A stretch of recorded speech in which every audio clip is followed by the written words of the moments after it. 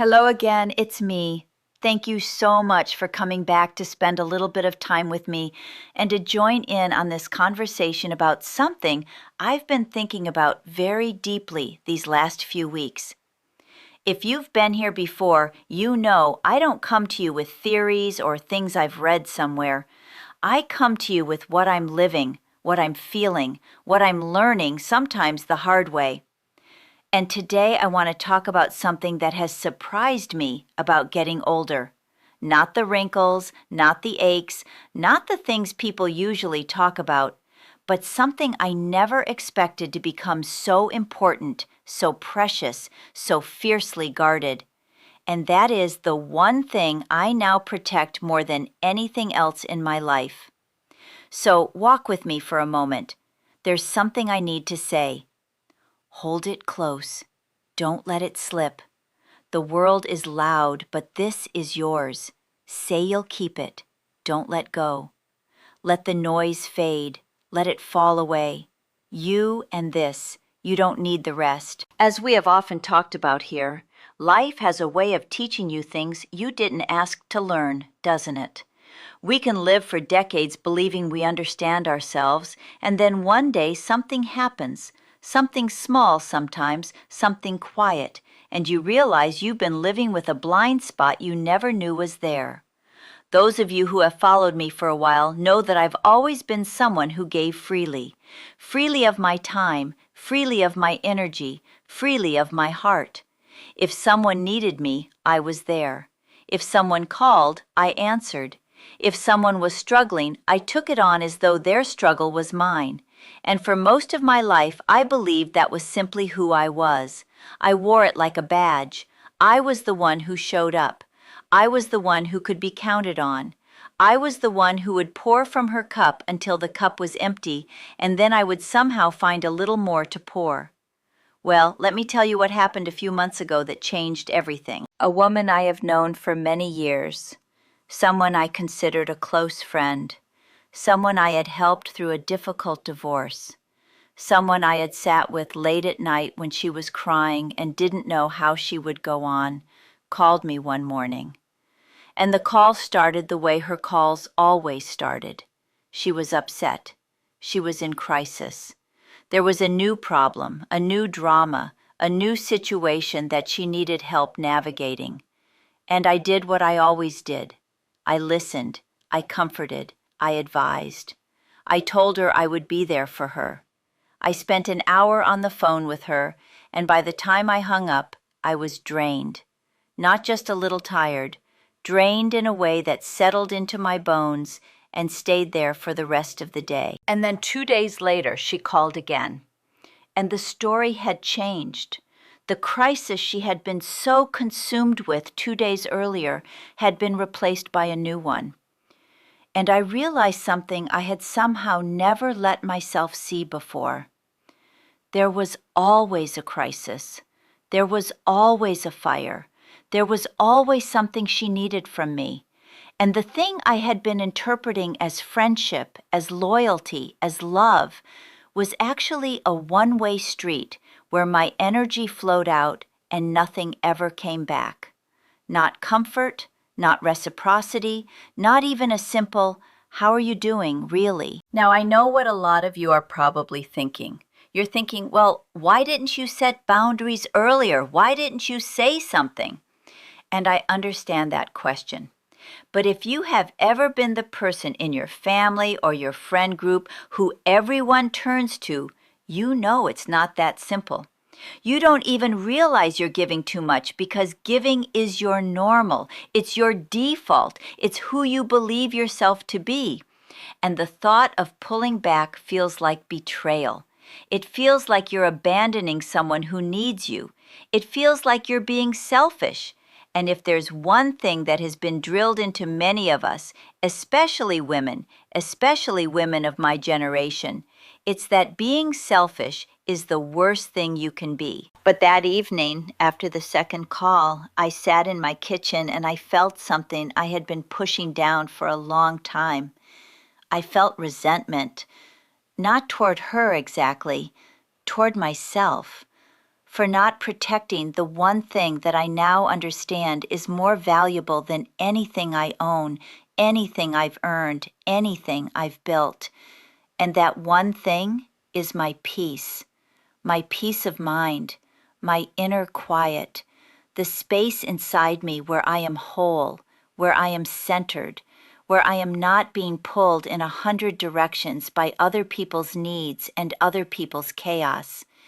That is the one thing I protect more as I get older.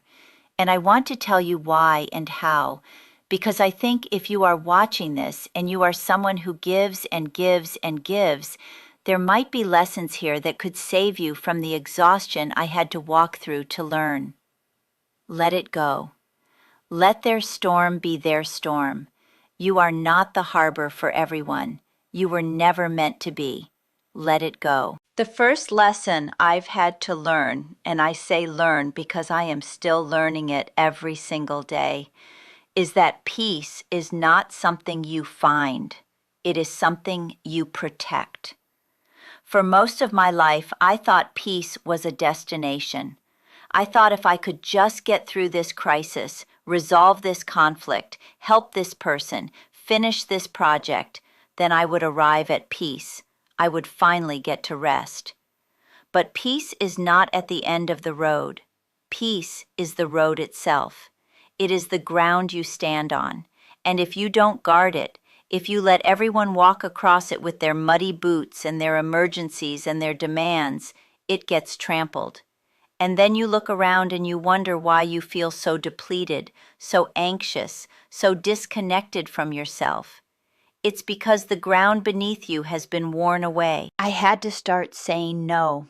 And I want to tell you, the first time I said no to that friend, I felt physically sick. My hands shook. I rehearsed the sentence 10 times before I picked up the phone. I said, I love you and I care about you, but I can't be the person you call every time something goes wrong. I need you to find other support too. And she was silent. And then she said something that stung. She said, I thought you were my friend. And I had to sit with that. I had to sit with the discomfort of being misunderstood, of being seen as cold or uncaring, and I had to hold on to what I knew was true. That protecting my peace was not an act of cruelty. It was an act of survival. Where is the line between loving others and losing yourself? It's somewhere in the space between yes and no, a space I was afraid to enter. But the truth, if I'm honest, is that every yes I gave away was a no to myself. Every time I showed up for someone else at the expense of my own well-being, I was abandoning the one person I could never replace, me. We really must remember that our peace is not negotiable. It is not something we offer up on the altar of someone else's need. I know it sounds harsh. I know it sounds like something that goes against everything we've been taught about being a good person, a good friend, a good wife, a good mother. But there is a difference between being generous and being consumed. There is a difference between helping someone and becoming their life raft. And when you become someone's life raft, you eventually go under. The second lesson, and this one has been perhaps the hardest, is that not everyone deserves access to you. Not everyone has earned the right to your inner world. As I've gotten older, I have become much more selective about who I let in. Not because I've become cold, not because I've become cynical, but because I've finally understood that access to me, to my time, to my energy, to my emotional landscape, is a gift, not an obligation, and I get to decide who receives that gift. I used to believe that being open meant being available to everyone. I used to think that if someone wanted to be in my life, I should let them in, regardless of how they treated me, regardless of whether the relationship was mutual, regardless of whether being around them left me feeling lifted or drained. I confused kindness with access. I confused compassion with availability. And what I've learned is that you can be a kind person and still have a gate. You can be a compassionate person and still say, "Not today." You can love someone from a distance and still love them genuinely. Protecting your peace doesn't mean you stop caring. It means you start caring wisely. Protect it. Like a candle in the wind, shield the flame. Don't let them blow it out. This light is yours. You carried it this far. Don't let anyone dim it now. The third lesson, and I think this is the one that ties it all together, is that protecting your peace is ultimately an act of love. Not just love for yourself, but love for everyone in your life. Because when you are depleted, when you are running on empty, when you have given away everything you have, you are not actually present for the people who matter most. You're going through the motions. You're physically there, but your spirit has left the building. And the people who love you, your real friends, your family, the people who would never dream of draining you, they get the leftover version of you, the crumbs, the exhausted remnant. And that's not fair to them either. When I started protecting my peace, something unexpected happened. The relationships that were real got better. The people who genuinely cared about me didn't leave when I started saying no. They didn't accuse me of being selfish. They said, "I'm glad you're taking care of yourself." And the relationships that were built on me being available, on me being the dumping ground for someone else's chaos, those faded. And I grieved them. I won't pretend I didn't. There were nights I cried over the loss of a friendship I had invested years into.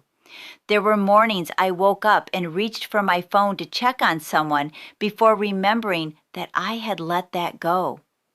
There was loneliness. There was guilt. There was the old voice in my head saying, "You should have tried harder. You should have been there." But underneath all of that, there was something new. There was quiet. There was space.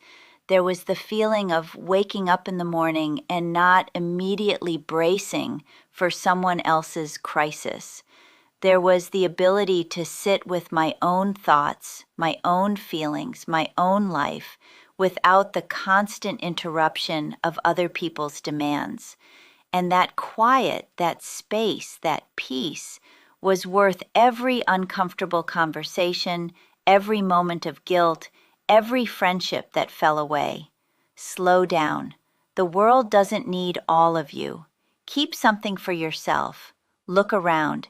This moment belongs to you, not yesterday's sacrifice, not tomorrow's obligation. Now. These three lessons, that peace is something you protect, not something you find. That access to you is a gift you get to grant, not an obligation you must fulfill. And that protecting your peace is an act of love for yourself and for everyone who truly matters. These are the things I have learned and am still learning as I get older. And I want to be honest with you because I think that's the only way this is worth anything. I am not perfect at this. I still have days where I say yes when I want to say no. I still have moments where someone's voice on the other end of the phone pulls me back into old patterns. I still catch myself feeling guilty for choosing myself, but I am better than I was 6 months ago, and I will be better 6 months from now than I am today.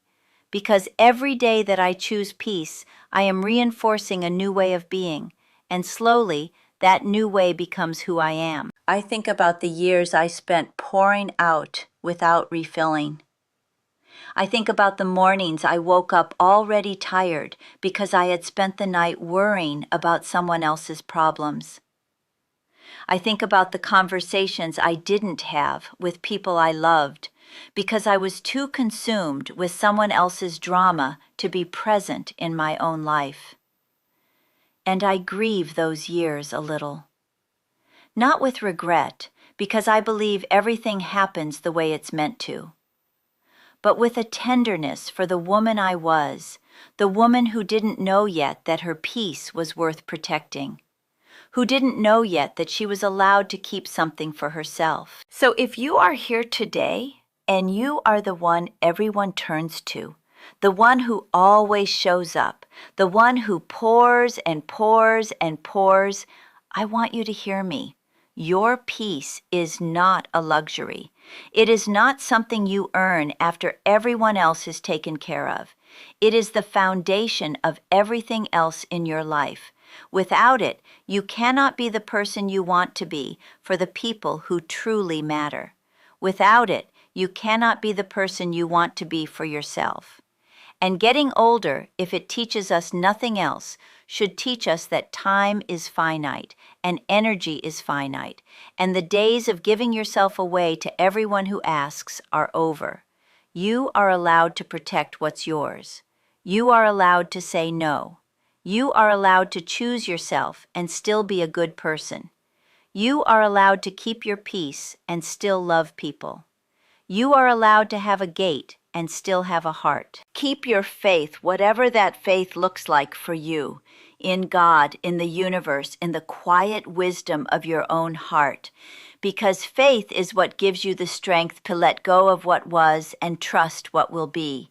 It is the voice that says, you are not losing something, you are making room for something better. Do something wonderful for yourself today. Say no to something that drains you. Say yes to something that fills you. Spend 10 minutes in absolute silence and discover that silence is not empty.